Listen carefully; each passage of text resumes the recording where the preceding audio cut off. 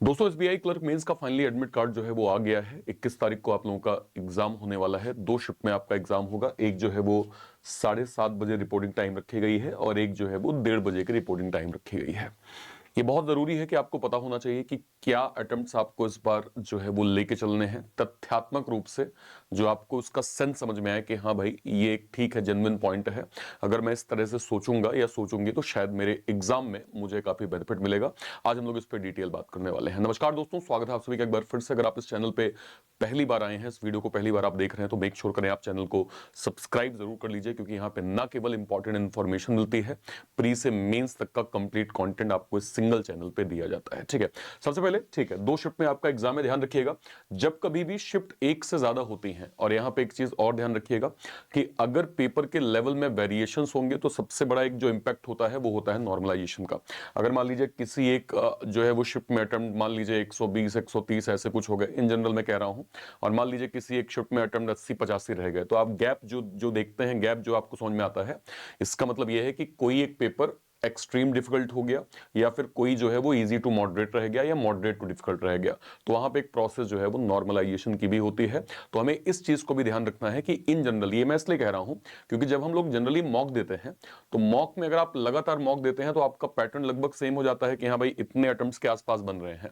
एक का एक एग्जाम में अगर आपके उससे ज्यादा अटेम्प्ट दिख जाएं आपको, तो आप समझ जाइएगा कि जो लेवल आपने अभी कंसिस्टेंट मेहनत करी है उससे थोड़ा इजी लेवल आपको दिख गया है। और अगर मान लीजिए उससे अटेम्प्ट थोड़े कम हो जाएं, तो आपको कॉशियस हो जाना है। लोग यहाँ पे डर जाते हैं कि यार मेरी गलती थी, मैंने ये अटेम्प्ट नहीं किया इसलिए नंबर कम हो रहे हैं, ये अटेम्प्ट ऐसे कम हो रहे हैं। अगर आप कंसिस्टेंट मॉक में नंबर गेन करते हैं और मान लीजिए आपको एग्जाम में थोड़ा कम नंबर जो है वो, मतलब कम अटेम्प्ट्स आपको दिखें, तो आप कॉशियस होके, हालांकि ये चीज हम लोग हमेशा बोलते हैं, एक्यूरेसी आपको ऑलवेज फोकस करनी है। लेकिन जब अटेम्प्ट आपको थोड़ा सा नॉर्मली जो आपने प्रैक्टिस किया है, अगर उससे कम आपको एग्जाम में दिखेगा, तो आपको और फोकस करना है कि नहीं यार मेरा ना अटेम्प्ट 100% एक्यूरेट होना चाहिए। हालांकि एक्यूरेसी मेंस में सबसे ज्यादा काम आती है। स्पीड का ठीक है, कंसर्न है, लेकिन स्पीड को थोड़ा मैं सेकेंडरी करूंगा।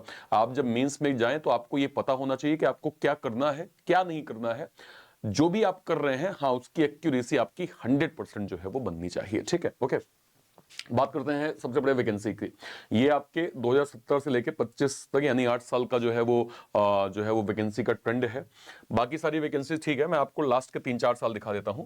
22 में लगभग 5500, और 23 में लगभग 8700, 24 में अच्छी खासी वैकेंसी। आप अगर लास्ट के 8 9 साल का ट्रेंड चेक करिए, सबसे ज्यादा वैकेंसी हमें जो है वो 24 में देखने को मिली, और इस बार वैकेंसी इसके हाफ से भी कम था। ठीक है, हाफ से भी कम वैकेंसी गई, और इसका इंपैक्ट हुआ है, इसका इंपैक्ट हुआ है अभी जब हमने देखा प्री का रिजल्ट। ये आपके सामने है, एसबीआई क्लर्क प्री का रिजल्ट आया था। अब कई ऐसे स्टेट है जहां पे अनएक्सपेक्टेड नंबर जो है वो गए। जैसे आप देखें तो दिल्ली का 78 चला गया है ना, 81 यहाँ पे हिमाचल चला गया, देन जम्मू कश्मीर 81 चला गया, देन यहाँ पे मध्य प्रदेश 81 के कट ऑफ। मैं जनरल की बात कर रहा हूँ, बाकी कैटेगरीज भी आप देख सकते हैं।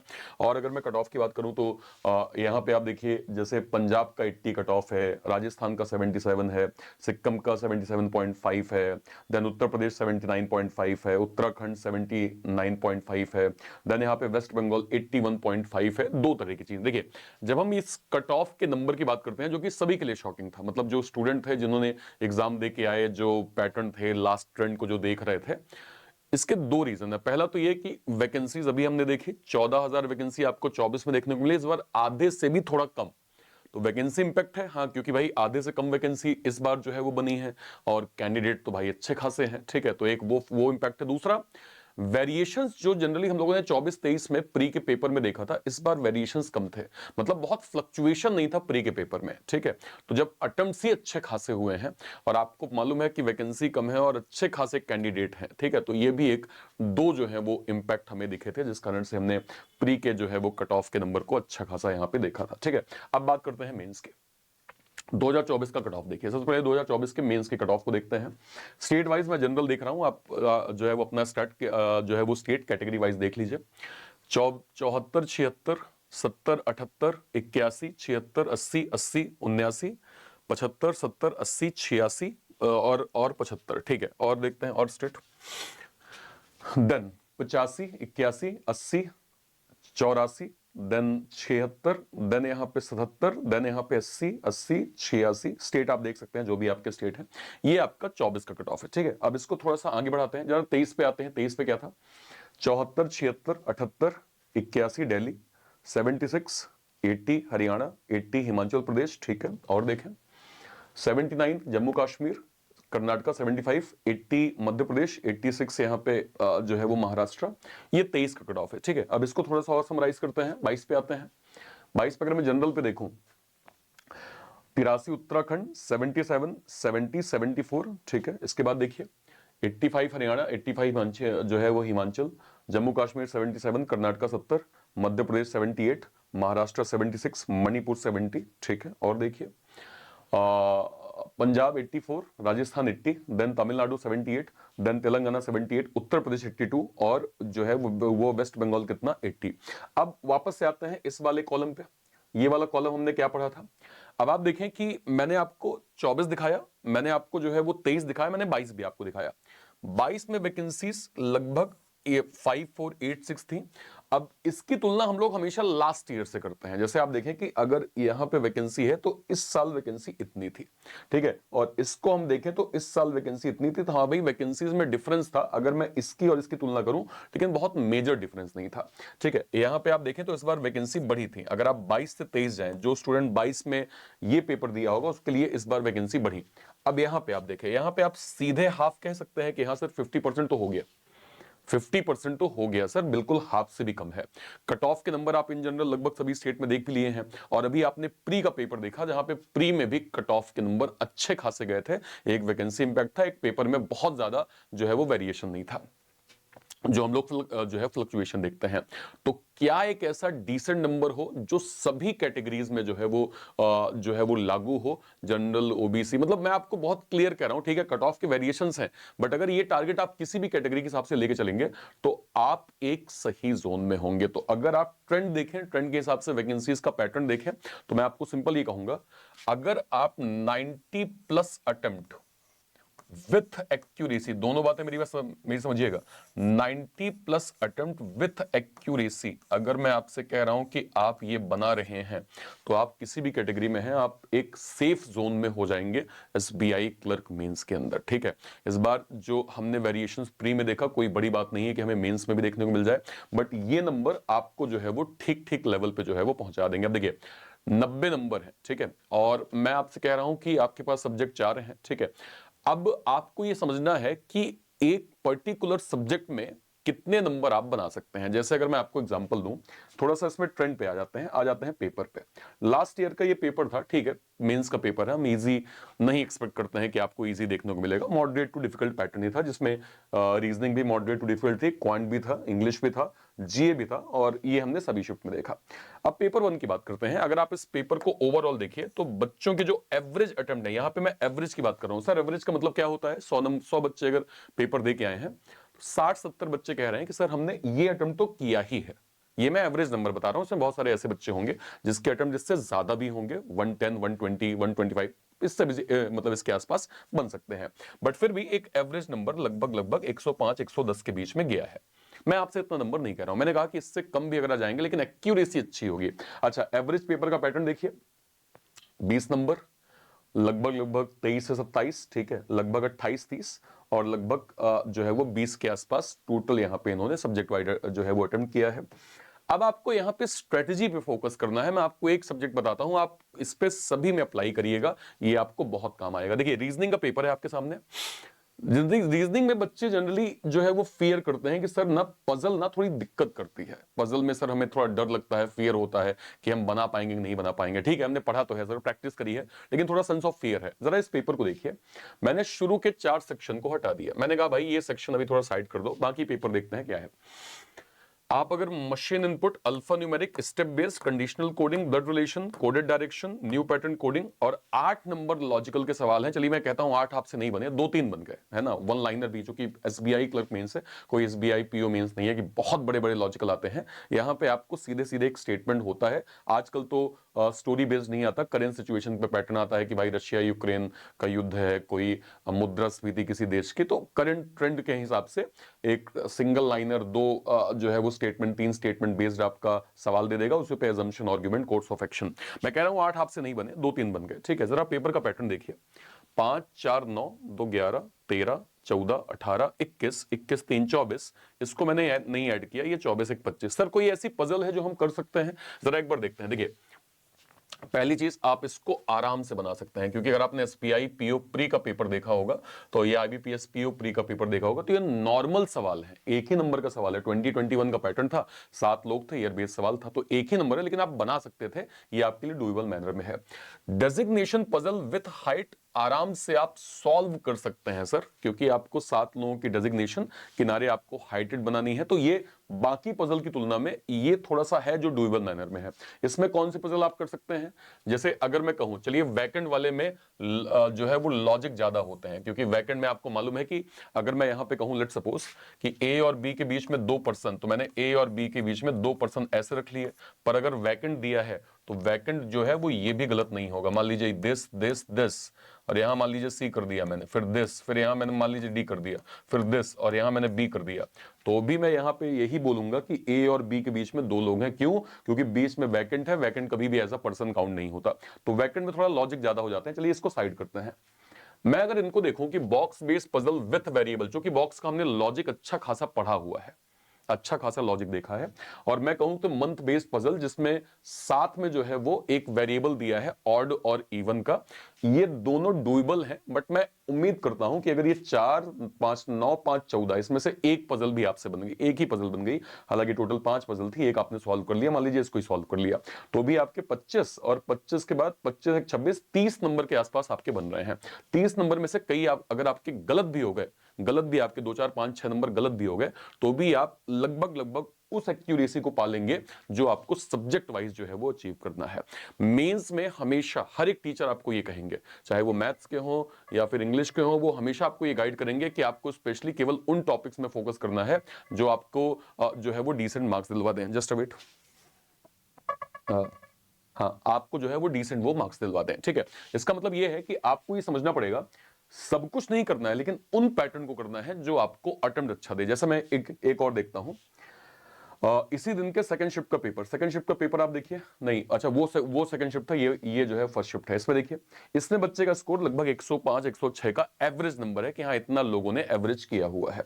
रीजनिंग का 22-25 अगेन, क्वांट का 18-22, इंग्लिश का 29 से 30, और जीए का लगभग 15-20 के करीब स्कोर गया है। जरा वंस अगेन मैं अगर रीजनिंग का ही पेपर देखूं, है ना, रीजनिंग को ज्यादा बताने में आपको आसानी होगी, बाकी सब्जेक्ट को आप कैरी ऑन कर सकते हैं। 3 पजल मैंने साइड कर दिया, चलिए 3 पजल से मुझे मतलब नहीं है अभी। वर्ड बेस्ड मीनिंगफुल, चलिए मीनिंगफुल आपसे मीनिंग नहीं बनी, आपसे आपको नहीं पता कि उसका वो कैप क्या है। Machine input, number based, inequality, coded सिलॉग, कोडेड ब्लड, लॉजिकल, लॉजिकल का चलो 6 क्वेश्चन थे, आपसे 3 ही बने। New pattern coding, conditional coding, data sufficiency. Count करते हैं कितना है, 4 8 12 15 18 21 24 25, 25 के बाद 5 30, 30 के बाद 31, 31 में मान लीजिए आपके 5 6 7 गलत हो गए। और कोई एक पजल है जो डुएबल हो सकती है, जैसे direction axis based. Axis based मतलब क्या होता है कि एक पर्टिकुलर पोजीशन है, उसमें से एक इधर गया, एक इधर गया, एक इधर गया, एक इधर गया। हालांकि ये ऐसे नहीं जाते, ये ऐसे ऐसे करके जाते हैं कि इधर गए, फिर ऐसे से इधर गए, फिर ऐसे गए, फिर ऐसे पहुंच गए, ये ऐसे ऐसे ऐसे चले गए, ये ऐसे ऐसे चले गए, ये ऐसे चले गए, और फिर आपसे पूछ लेगा कि बताओ इस पॉइंट से इस पॉइंट की शॉर्टेस्ट डिस्टेंस क्या है। यदि मैंने कोई एक लाइन यहां से यहां खींच दी तो ये वाला पॉइंट इसके समतुल्य कितना होगा। तो डायरेक्शन का एक्सिस बेस्ड कितने 5 क्वेश्चन दिए हैं, 5 क्वेश्चन दिए हैं भाई। मतलब ठीक है, ये टाइम टेकिंग पैटर्न है, आसान कुछ नहीं होता मेंस में, समझो इस चीज को, आसान कुछ भी नहीं होता। आसान कोई कहता है तो वो गलत बोल रहा है, बट टाइम टेकिंग है, लेकिन डुएबल है, आप इसको कर सकते हैं, आप इसको बना सकते हैं अगर आपका डायरेक्शन का बेस क्लियर है तो, ठीक है। इसमें देखिए, ब्लड विद सेटिंग अरेंजमेंट, अभी अभी मैंने ब्लड की एक क्लास ली थी, मैंने हमेशा बोला है कि ब्लड वाले पैटर्न आप डुएबल मैनर में कर सकते हैं अगर आपको सही स्ट्रेटेजी पता चल जाए, आपको पता चल जाए कि हाँ भाई पहले मुझे ब्लड का डायग्राम बनाना है, मुझे ब्लड से फैमिली ट्री क्लियर कर लेनी है, फैमिली ट्री क्लियर होगी तो मैं सवाल को बना पाऊंगा। इस तरह से अगर आप सोचेंगे तो आपके नंबर 30 तो मैंने यही काउंट कर लिए, ये 5 25 और मतलब 5 5 और नंबर आपके बढ़ गए।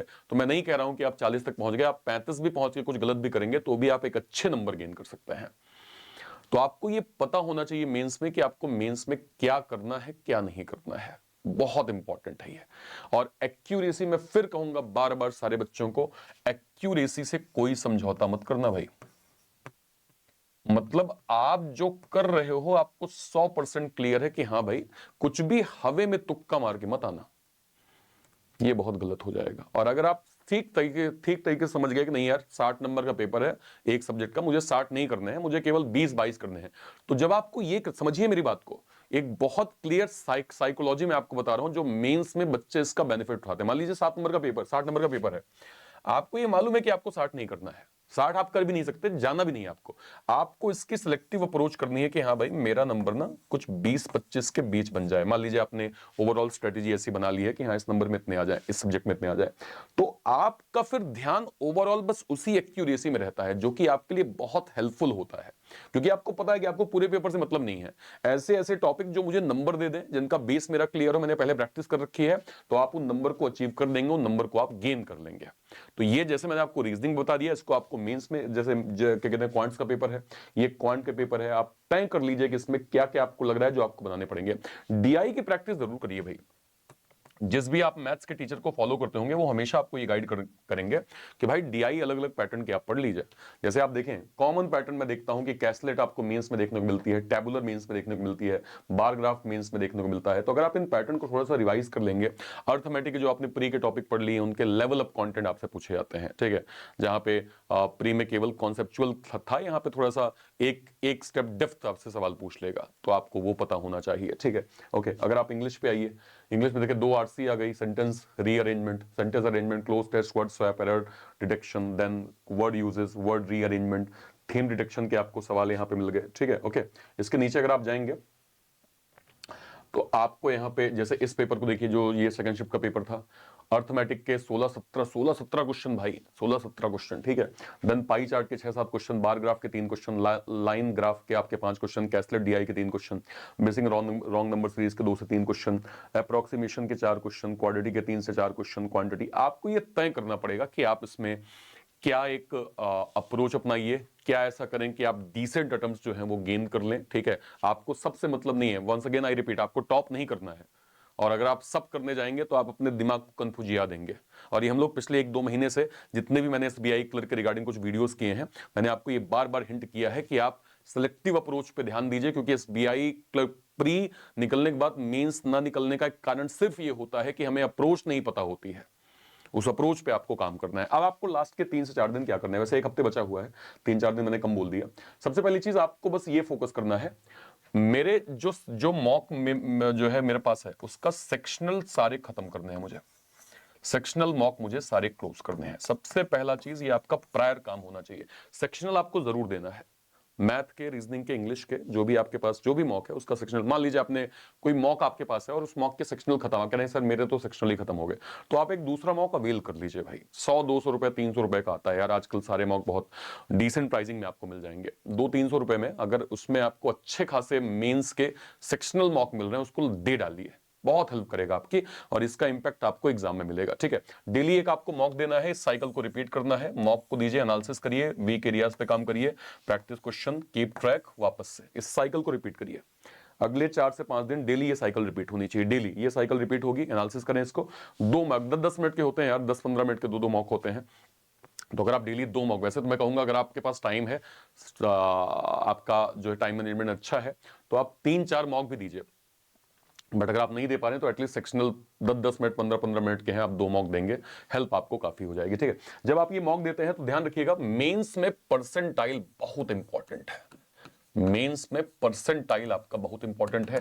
Keep track your percentile, percentile always आपका 80 से ऊपर होना चाहिए, 80 से ऊपर आपका परसेंटाइल जरूर होना चाहिए। मतलब कि जब आप मॉक देते हैं तो उसका नंबर जो है वो तो ठीक है कि आपने मॉक का नंबर गेन कर लिया, बगल में एक परसेंटाइल एक्यूरेसी कॉलम होता है, उस परसेंटाइल कॉलम को आपको 80, 85, 90 रखना है। ये आपको बताता है कि हाँ यार आपने पेपर ठीक किया है, सही स्ट्रेटेजी आपने जो है अपनाई है, क्या करना है क्या नहीं करना है वो सब आपको पता है ना, कैसे आप जो है वो टाइम को मैनेज करते हैं, ये सब चीजों का ये सूचक होता है, जो कि आपके लिए एक अच्छा इंडिकेशन होता है, ठीक है। सारे बच्चे एक बार मुझे वीडियो के कमेंट सेक्शन में जरूर बताइएगा, अभी हालिया जो आपने एसबीआई का मॉक दिया है, हालिया जो आपने एसबीआई का मॉक दिया है, इसमें आपके टोटल स्कोर जो है वो कितने बने हैं, टोटल स्कोर कितना बना है, मैथ का स्कोर कितना है, रीजनिंग का स्कोर कितना है, इंग्लिश का स्कोर कितना है, जीए का स्कोर कितना है, और इस मॉक में पर्टिकुलर आपका परसेंटाइल कितना बन रहा है, ये आप लोग मुझे वीडियो के कमेंट सेक्शन में जो है वो जरूर बताइएगा कि आपने जो है वो ओवरऑल स्कोर क्या किया है। लास्ट में मैं बस यही कहूंगा कि लास्ट में कुछ भी नया पढ़ने की आवश्यकता नहीं है, उसी चीज को बार बार जो है मैं सेम कह रहा हूं कि वो आपको फॉलो करना है। विजुअलाइजेशन की प्रोसेस बहुत हेल्प करती है।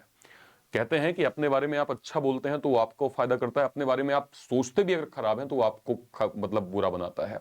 इसलिए मेक श्योर करें कि थोड़ा विजुअलाइजेशन, ये जो टेक्निक है, लोग इस पे बहुत बात करते हैं, सोशल मीडिया पे बात करते हैं, इस पे लोगों ने किताब लिखी है, लोग इस पे स्पीच देते हैं, तो ये अब कुछ तो होगा तभी बात कर रहे हैं। विजुअलाइज करिए कि आपका पेपर अच्छा हो रहा है, आपने अच्छा पेपर दिया है, आपके अकॉर्डिंग डूएबल मैनर में आपकी स्ट्रेटजी पेपर में काम कर रही है, आपको वो डिसेंट अटेम्प्ट्स मिल रहे हैं जो आपको देने चाहिए, सब कुछ आप अगर विजुलाइज करेंगे इसका फायदा आपको होगा। तो इस टेक्निक का लास्ट के 3-4 दिन जो है वो बेनिफिट उठाइए।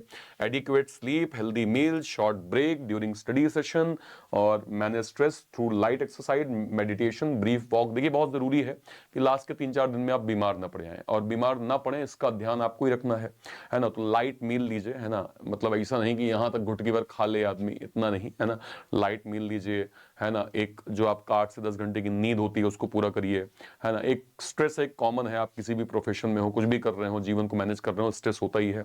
मेडिटेशन, एक्सरसाइज, वॉक करिए जो आपको बैलेंस करे आपकी लाइफस्टाइल को। इन सभी चीजों को आपको यहाँ पे फॉलो जो है वो करना चाहिए, ठीक है। और कोई भी डाउट होता है वीडियो के कमेंट सेक्शन में अपनी बात आप जरूर बताइएगा। इंपॉर्टेंट बातें मैं आपको जल्दी से बता देता हूं। एसबीआई क्लर्क मेंस का हमने बैच लॉन्च किया है, ध्यान रखिएगा किसी को भी अगर कुछ टॉपिक वाइज स्टिल कुछ बच रहा है, यहां से आप जो है वो देख सकते हैं। इसके अलावा 2026 के सभी बड़े एग्जाम्स के लिए हमने बैंकर्स फाउंडेशन का बैच लॉन्च किया है। 2026 के जितने भी बड़े एग्जाम्स हैं, SBI PO, IBPS PO, RRB PO, SBI clerk, IBPS clerk, RRB clerk, जो भी आपके असिस्टेंट लेवल, सभी एग्जाम्स को आप इस बैच के माध्यम से स्टडी कर सकते हैं। जो हमारे डिफेंस के सर लोग हैं, जो हमारे एक्स सर्विसमैन सर लोग हैं, उनके लिए डेडिकेटेड हमने ex serviceman foundation batch launch किया है। इस बैच के माध्यम से आप जितने भी, जिनका भी रिटायरमेंट 2026 में है, 2027 में है, जो अभी से बेस पढ़ना चाहते हैं, सारे clerical level exam, assistant level exam को हम एक्स सर्विसमैन फाउंडेशन के इस बैच में कवर कर रहे हैं। यहां से आप अपनी स्टडी जो है वो प्रॉपर कर सकते हैं।